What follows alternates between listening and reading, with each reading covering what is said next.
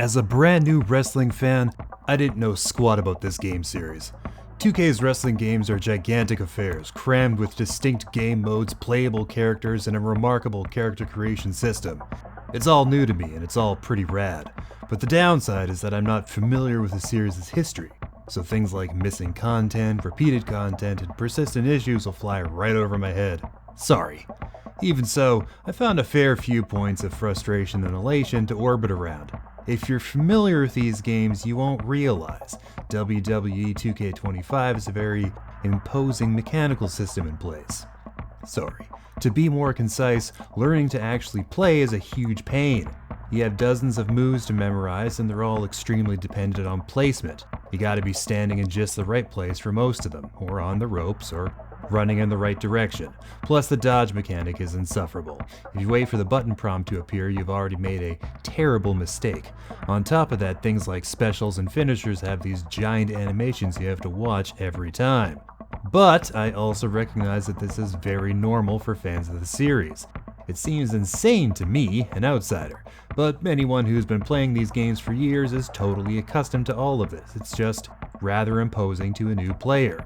Okay, speaking of imposing context-dependent knowledge, it's not obvious which moves are more effective, but I think maybe the most important thing is how cool the move looks. I had several fights go suddenly south because my opponent did something incredibly rad that swallowed a gigantic chunk of my health bar. You can also recover health? Again, I think it's based on what kind of cool moves you're making in the ring. To an experienced fan, this is probably like concluding that the ocean is wet. Of course, that's how damage and health work, you absolute buffoon, you half-baked potato. How did you not get this? Anyway, the variety of wrestlers available is downright astounding. You've got hundreds of superstars to choose from spread across the whole history of the WWE. And if that's not enough, the character creator lets you whip up your own custom superstars. You can get some real freaks in the ring, it rules. Everything from teeth, how many missing, to bulging vein density is at your discretion. You can also tweak the moves they use, the music they walk into, and the signs fans are holding during matches. It's almost overwhelming how granular you can get. I love all the muscle-bound drama that comes with my rise. Just a sweaty soap opera played out for your amusement. My GM puts you in the manager's chair, which seems like a ton of work. Honestly, too much for me to bother with, but I appreciate that it's there at all. Universe mode lets you follow a given superstar's career across the season. Meanwhile, the island has you competing for recognition from Roman Reigns. Actually, Roman and the Bloodline dynasty comprise a pretty meaty chunk of the narrative content available. Not only is the island focused on them, but the showcase matches follow the same wrestling family across the decades.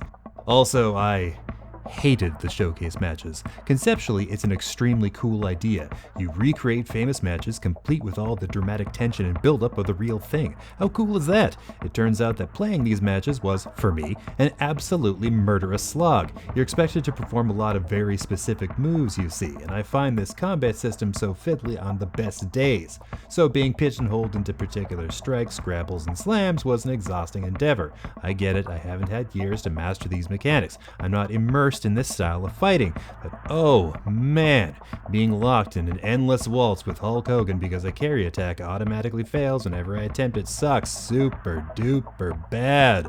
I would simply rather not. WWE 2K25 ran pretty well for me, at least during the review period. I played it on PS5 and it only crashed once or twice. Otherwise, all the textures came in clean, the frame rate was what I hoped for, and I didn't see any serious glitches. I can't speak to other versions of the game, however. All the superstars I saw looked incredible, and the soundtrack has some real bangers on it. I've heard some versions had some serious issues, so definitely weigh your options beforehand. I felt rather conflicted about covering this one. As a new player, I was floored by the character creator, impressed by the roster, and almost overwhelmed by the amount of content available. More seasoned fans of the franchise and returning players will simply have a different experience, and that's okay. My frustrations with the mechanics are also deeply personal. I'm certain that anyone with more than a review period's worth of time to practice will have a much easier time, but I've got no way of knowing for sure. In the end, I can easily recommend WWE 2K25 to new players and fans. This is a gigantic entry in a venerated franchise that won't steer you wrong. For more familiar fans, I can't be so certain. Hopefully my outsider's viewpoint is still a useful one.